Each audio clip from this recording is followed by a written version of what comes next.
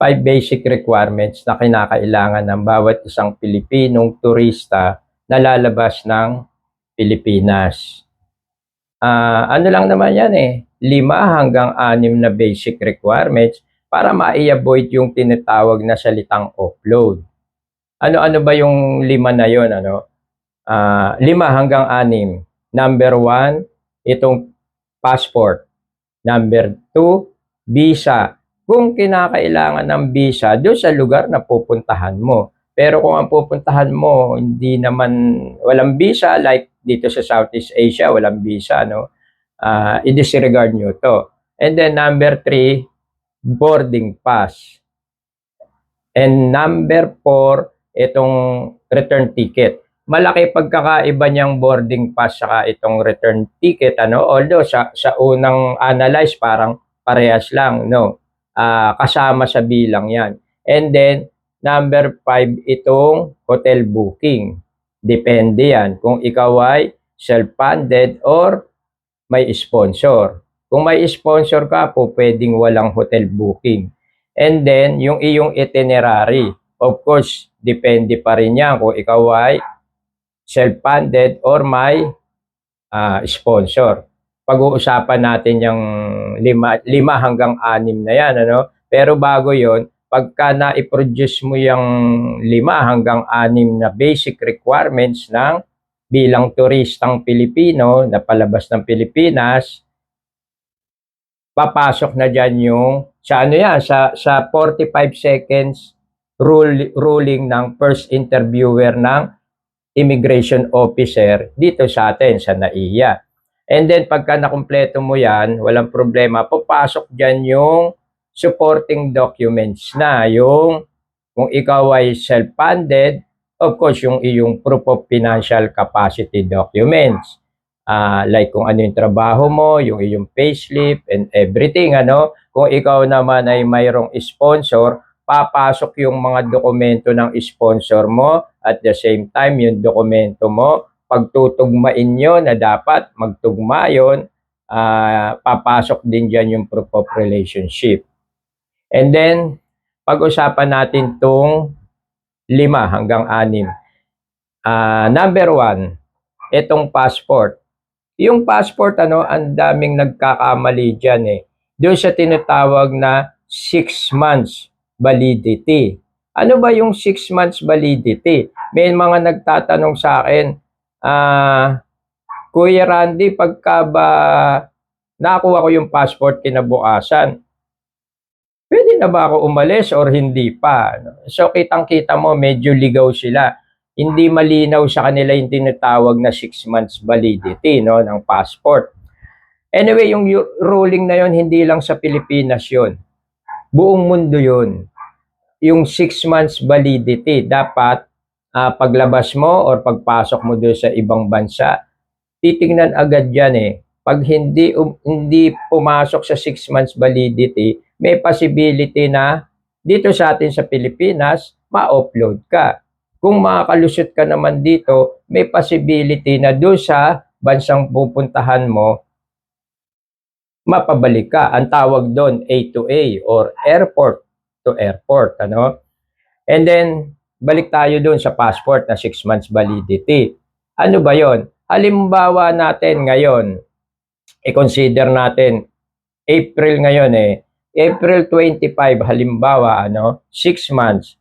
April 25, May 25, June 25, July 25, August 25, September 25, October 25, yan yung tinatawag na 6 months validity.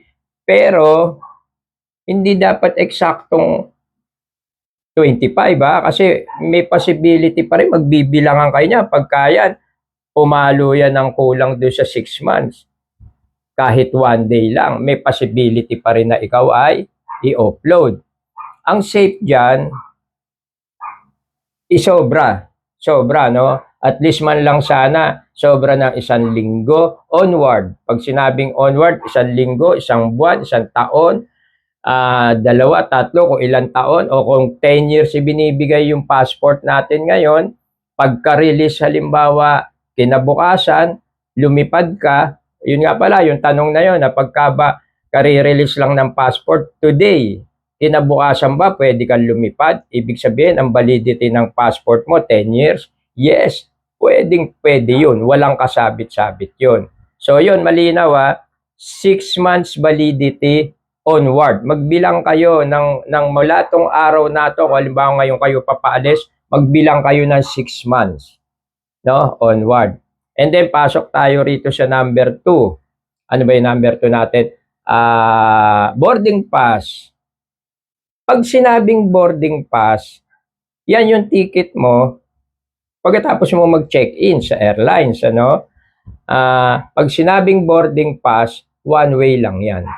Yan lang yung ibinigay sa yung ticket na katibayan na pwede ka sumakay ng eroplano papunta doon sa bansang pupuntahan mo. Pero yung pabalik, wala ka pang boarding pass noon. Yun yung sinasabing magkaiba dito sa tinatawag na return ticket. Kaya bakit isinasama sa bilang yan? Bakit hinahanap?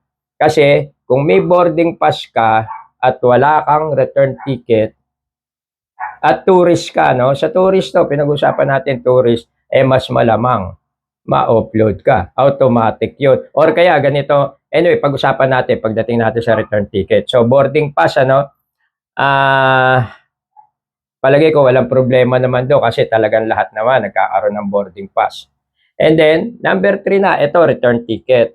Ito yung maraming nagtatalo Pagka ikaw, under ka ng tourism or ikaw ay turista, kahit na sabihing bibisit ka doon sa family mo, mag-i-stay ka, let's say, ba, sa Amerika or sa Japan, 3 months, 6 months maximum sa Amerika, no? Ang Japan, halos 3 months, tapos na-extend. Ayaw bumili ng return ticket kasi raw hindi alam kung kailan siya uuwi, hindi po pwede yun. Kasi ang visiting visa is under tourism. Pagka sinabing turista ka or under ka na tourism, obligado kang bumalik kung saan ka nanggaling dito sa atin sa Pilipinas, yung ruling na immigration natin. Hindi ka pwedeng lumabas ng one-way ticket ka. Dapat may return ticket ka. Ano mangyayari sa'yo pagka wala ka return ticket? Dalawa ang possible na pwedeng mangyari sa'yo. Kung ikaw ay self-funded, wala ka return ticket, mas malamang paghihinalaan ka, no? Pero ito yung pwedeng ipagawa sa'yo. Pabibiling ka ng ticket on the spot. Wow, napakamahal nun. Pag bumili ka ng ticket na doon mismo sa airlines, definitely mahal, ano?